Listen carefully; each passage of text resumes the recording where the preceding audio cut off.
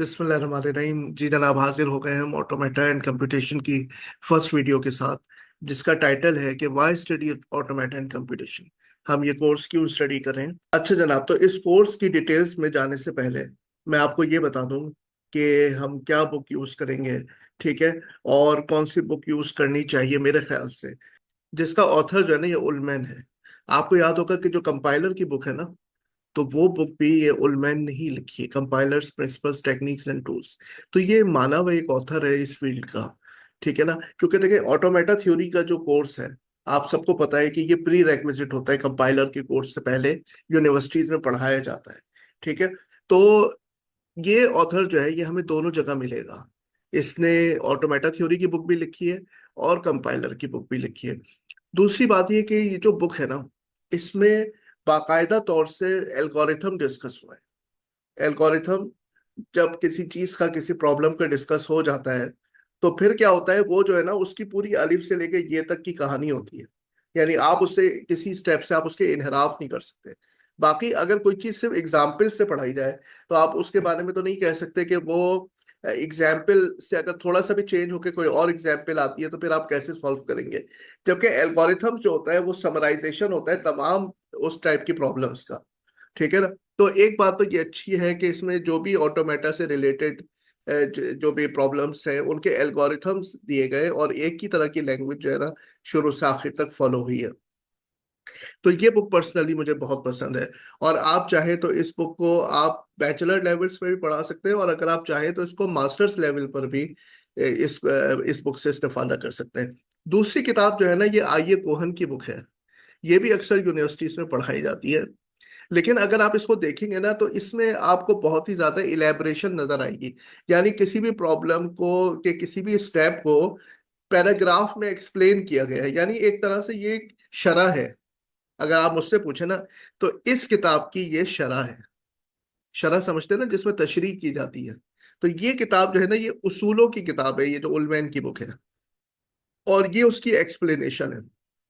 यहाँ आपको जगह जगह पे एग्जाम्पल्स नजर आएंगी, और उन एग्जाम्पल के एक एक स्टेप को जो है ना, वो पैराग्राफ्स में समझाया हुआ है। तो आमतौर पे टीचर्स जो होते हैं, वो ये समझते हैं कि यार बैचलर लेवल पे इस बुक को पढ़ाया जाए तो स्टूडेंट्स को फायदा होगा। तो ठीक है, उनका एक ओपिनियन होता है कि वो इस बुक को फॉलो करते हैं। लेकिन पर्सनली जो है ना, मुझे ये उलमैन की किताब बहुत पसंद है, क्योंकि इसमें जिस तरह से एल्गोरिथम्स को डिस्कस किया गया है, तो उसके बाद एग्जाम्पल को सॉल्व करना बहुत आसान हो जाता है, ठीक है। तो मैंने आपको कोर्स बुक के बारे में भी बता दिया कि ये दो किताबें आमतौर से यूनिवर्सिटीज में यूज होती हैं।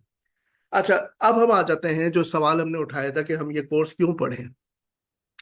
तो ये जो कोर्स है ना, ये आपको मैथमेटिकल मॉडल्स देता है आपके रियल वर्ल्ड कंप्यूटर्स के लिए। जो कंप्यूटर आप आज यूज कर रहे हैं ना, अगर आप उसका मैथमेटिकल मॉडल जानना चाहें, कि उसकी थ्योरी जानना चाहें कि ये कंप्यूटर किस तरह से काम कर रहे हैं, बिहाइंड द सीन जो है ना, इनके काम करने का क्या उसूल है, क्या प्रिंसिपल है। This course develop formal mathematical models of computation that reflect real world computers. आज की जो रियल वर्ल्ड कंप्यूटर्स हैं, उनकी कंप्यूटेशन के मैथमेटिकल मॉडल्स, वो किस तरह से कंप्यूटेशन परफॉर्म कर रहे हैं, तो उसके मैथमेटिकल मॉडल्स जो है वो आपको इस कोर्स में मिलेंगे, ठीक है ना। इसको हम फॉर्मल मैथमेटिकल मॉडल इस वजह से कह रहे हैं कि इसमें जो आपके पास प्रोसेसिंग है ना, उसको अल्फाज में नहीं, बल्कि उसको मशीन्स के थ्रू, उसको मॉडल्स के थ्रू बताया गया है कि इस तरह से प्रोसेसिंग परफॉर्म हो रही है। तो आप सोचे ना कि कितना ये एक कंक्रीट आपको एक व्यू देगा कंप्यूटर का, उसकी अंडरस्टैंडिंग का, कि आपके सामने वो मॉडल रख दिया गया है, आपके सामने वो एब्स्ट्रैक्ट मशीन रख दी गई है, जो आपको ये बता रही है कि ये जो एक्चुअल मशीन है वो इस तरह से काम कर रही है, उसका मॉडल ये है, उसका व्यू ये है। फिर क्या मोटिवेशन हुई इस कोर्स को पढ़ने के लिए, कि ये आपको इन सवालात का जवाब देगा। What are the mathematical properties of computer hardware and software.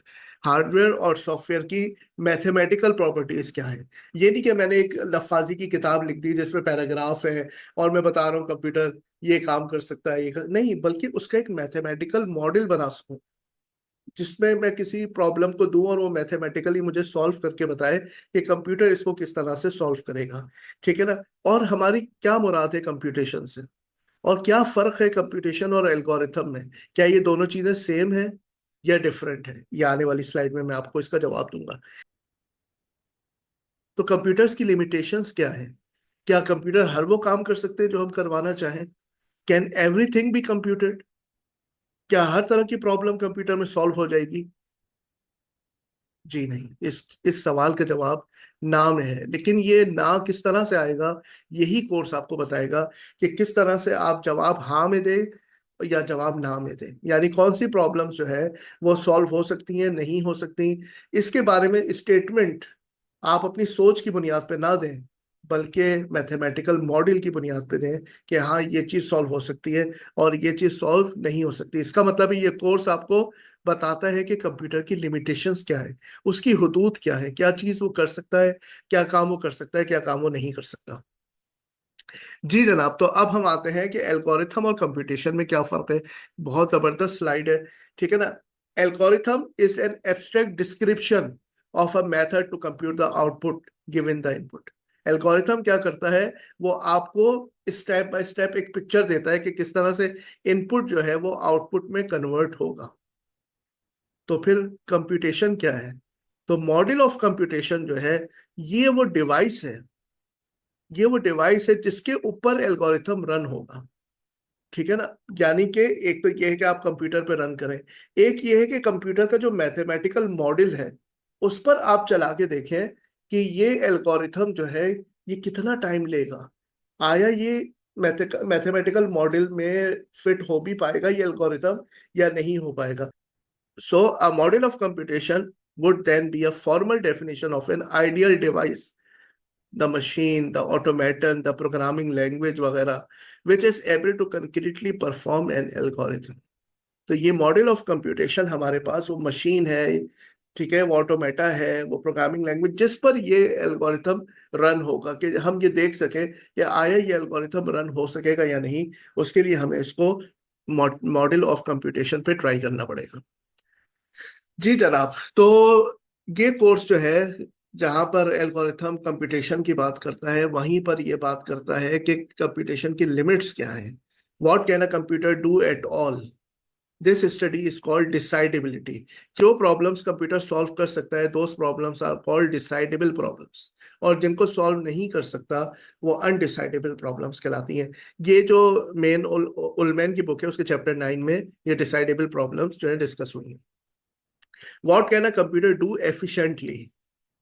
ठीक है ना। अब ये दूसरा रुख आ गया कि क्या चीज कंप्यूटर एफिशिएंटली कर सकता है और क्या चीजें वो कर तो सकता है छोटी वैल्यूज के लिए, लेकिन जहां बड़ी नंबर ऑफ वैल्यूज या इनपुट की तादाद बढ़ने लगेगी वहीं पर ये धड़ाम हो जाएगा, बहुत टाइम लेने लगेगा। तो this study is called intractability, and the problems that can be solved by a computer using no more time than some slowly growing function of the size of the input are called tractable। तो हमारे पास कुछ problems है जो कि fast है, और उससे हम आगे चलते जाते हैं तो फिर थोड़ी निस्बतन क्या है, स्लो प्रॉब्लम्स आ जाती हैं, ठीक है। तो जहां तक हमारे पास पॉलिनोमियल फंक्शंस की बात है, तो अगर कोई हमारे पास प्रॉब्लम पॉलिनोमियल फंक्शन के तहत सॉल्व हो जाती है, ठीक है, तो विच इज ऑलमोस्ट एन की पावर के, ठीक है, तो वो हम उसको क्या कह देते हैं, वो हमारे पास क्या हो जाती है, ट्रैक्टेबल हो जाती है, ठीक है। लेकिन जो इससे भी आगे जाने लगे तो फिर हम देखेंगे कि वो तो फिर इनट्रैक्टेबल हो जाएगी। स्मॉल वैल्यूज के लिए तो वो काम करेगी, लेकिन जरा सा भी थोड़ा सा हम अगर इनपुट के साइज को बढ़ाते हैं, इनपुट की तादाद को बढ़ाते हैं, तो फिर क्या हो जाएगा, वो प्रॉब्लम आउट ऑफ बाउंड हो जाएगी और बहुत बाहर निकल जाएगी, और दिनों लग जाएंगे बल्कि साल लग जाएंगे उस प्रॉब्लम का रिजल्ट आते आते। तो कौन सी प्रॉब्लम है जो एफिशिएंटली सॉल्व हो सकती है और कौन सी ऐसी है जिनका अभी तक कोई एफिशिएंट सोल्यूशन हमारे पास नहीं आया। तो डिसाइडेबल प्रॉब्लम्स क्या है? Problems that have an algorithm to give a yes or no answer and hold for all inputs. Decidable problems वो होती हैं जिसके लिए हमारे पास आंसर होता है कि ये सॉल्व हो जाएगी आंसर या नहीं हो पाएगी, यस या नो आंसर हमें मिल जाएगा, ठीक है। और वो प्रॉब्लम हॉल्ड भी होगी यानी खत्म भी होगी, ऐसा नहीं होगा कि इनफाइनाइट लूप में फंस जाए, ठीक है। तो वो हमारे पास डिसाइडेबल प्रॉब्लम होगी, ठीक है। यानी जो डिसीजन प्रॉब्लम्स जो हम आगे जाके देखेंगे जो कि हमें आंसर देती हैं यस या नो में। Tractable problem that can be solved efficiently, ठीक है ना, ज्यादा से ज्यादा इन पॉलिनोमियल टाइम। फोकस क्या है डिसाइडेबल प्रॉब्लम्स के पढ़ने का? Whether the problem can be solve at all. ठीक है, यहाँ पर हमारा नजरिया स्कोप ये होता है कि भाई प्रॉब्लम सॉल्व हो जाएगी, कंप्यूटेशन इसकी परफॉर्म हो जाएगी या नहीं होगी। ठीक है ना, यहाँ पर हमारा नजरिया बदल जाता है। नजरिया ये हो जाता है कि this problem be solved efficiently. ठीक है, क्या ये फास्ट तरीके से एफिशिएंट तरीके से सॉल्व हो सकती है। ठीक है, एफिशिएंसी रिक्वायरमेंट, यहाँ पर कोई एफिशिएंसी रिक्वायरमेंट नहीं है। कोई हम कॉम्प्लेक्सिटी डिस्कस नहीं कर रहे होते, कितनी देर में हो रही है, कितनी जल्दी हो रही है, इस तरह की बात नहीं हो रही होती। बस ये होता है कि प्रॉब्लम सॉल्व हो रही है कि नहीं हो रही, ये डिसाइडेबिलिटी, ये चीजें, no restriction on time. The solution में टेक एक्सपोनेंशियल और वर्स टाइम, कोई मसला नहीं है, सॉल्व हो सकती है ना। ठीक है, नहीं सॉल्व हो सकती, undecidable. Tractable problems requires that the problem can be solved in polynomial time. Problem ये कि n की पावर k में सॉल्व हो जानी चाहिए, k की वैल्यू 2 3 वगैरह, तो इसमें जो है ये प्रॉब्लम सॉल्व हो जाए। एग्जाम्पल क्या है, सपोज करें determining if a number is prime. ठीक है, हमें मालूम करना है कि कोई नंबर हमने दिया ये प्राइम है कि नहीं है। तो बहुत टाइम लग जाता है इस चीज को डिटरमिन करने में कुछ एल्गोरिथम्स के साथ कि नंबर प्राइम है या नहीं है। तो ये प्राइम नंबर्स को डिटरमिन करने वाली प्रॉब्लम जो है वो डिसाइडेबल तो है, लेकिन इसके कुछ एल्गोरिथम्स ऐसे हैं जो ट्रैक्टेबल नहीं है। बाकी ट्रैक्टेबल प्रॉब्लम्स में जो बहुत आसानी से और बड़े हमारे पास एफिशिएंट एल्गोरिथम्स है। एग्जाम्पल है कि कोई लिस्ट है, उसके उसमें हमारे पास एलिमेंट्स, उनको सॉर्ट करना है असेंडिंग डिसेंडिंग ऑर्डर में। तो ये एक ट्रैक्टेबल प्रॉब्लम है, एक आम सी प्रॉब्लम है, जिसपे काफी, जिसके हमारे पास क्या है, वर्जन्स आ चुके हैं, डिफरेंट एल्गोरिथम्स है, और उनका अच्छी तरह से जायजा लिया जा चुका है। कौन सा एल्गोरिथम है जो ऑर्डर ऑफ एन है, कौन सा एन लॉग एन है, कौन सा एन स्क्वायर है। तो हमारे पास वैरायटी है जिसमें हम देख सकते हैं कि कौन से एल्गोरिथम जो है वो एफिशिएंट है। कंप्यूटेबिलिटी थ्योरी जो है 1930s में सामने आई थी, जिसमें एलन ट्यूरिंग का काफी किरदार है, उसी के नाम से वो एक मॉडल भी है। वो एक मॉडल ऑफ कंप्यूटेशन जिसको हम ट्यूरिंग मशीन कहते हैं, वो भी इसी के नाम पर है। तो इन लोगों ने 1930s में ही एक मैथमेटिकल मॉडल जो है वो इंट्रोड्यूस करवा दिया था कंप्यूटर के लिए। हालांकि कंप्यूटर्स 1940s में वजूद में आए, लेकिन उसकी स्टडी जो है कितने पहले से आप देखें स्टार्ट हो चुकी थी।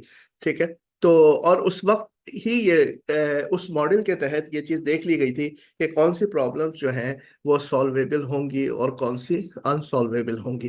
तो वो जो थ्योरी है ना, वही आजकल के कंप्यूटर्स पर भी अप्लाई होती है। तो अगर हमें किसी चीज को देखना हो कि वो सॉल्वेबल है अनसॉल्वेबल है, तो हम इस मॉडल पे रन करके देख लेते हैं। तो what is the central question in complexity.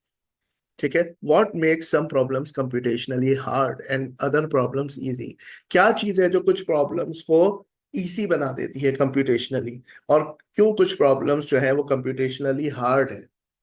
तो ये चीज जो है कि कोई प्रॉब्लम एफिशिएंटली सॉल्व हो रही है, नहीं हो रही, कोई है जो प्रॉब्लम इजी है, कोई प्रॉब्लम है जो हार्ड प्रॉब्लम है, बहुत टाइम ले रही है। तो ये चीज इस नजरिए से पढ़ने के लिए हमारे पास जो कोर्स है वो कॉम्प्लेक्सिटी का कोर्स है। ठीक, ये जो थ्योरी ऑफ कंप्यूटेशन है, ये देखता है कि कौन सी प्रॉब्लम्स जो है वो सॉल्व हो सकती हैं और कौन सी प्रॉब्लम जो है सॉल्व नहीं हो सकती यूजिंग कंप्यूटर्स। ठीक है, तो ये अब आपको फर्क समझ में आ गया होगा कि एल्गोरिथम एनालिसिस का जो कोर्स है उसमें हम लोग ये देखते हैं कि कॉम्प्लेक्सिटी क्या है प्रॉब्लम्स की, कौन सी प्रॉब्लम जो है, कौन से वर्जन एल्गोरिथम के जो है वो इजी है और कम वक्त में रन हो जाएगा वो एल्गोरिथम, और जब उसको प्रोग्राम करेंगे, और कौन से जो है एल्गोरिथम जब उन्हें प्रोग्राम किया जाएगा तो वो ज्यादा टाइम लेंगे। तो ये हम डिस्कस करेंगे एल्गोरिथम एनालिसिस में। और कंप्यूटेबिलिटी में हम देखेंगे कि सॉल्वेबल और अनसॉल्वेबल प्रॉब्लम्स जो है वो क्या है, थ्योरी ऑफ कंप्यूटेशन में कौन सी प्रॉब्लम सॉल्व हो सकती है, कौन सी नहीं हो सकती, उसको डिस्कस करेंगे। ठीक है, थैंक यू वेरी मच।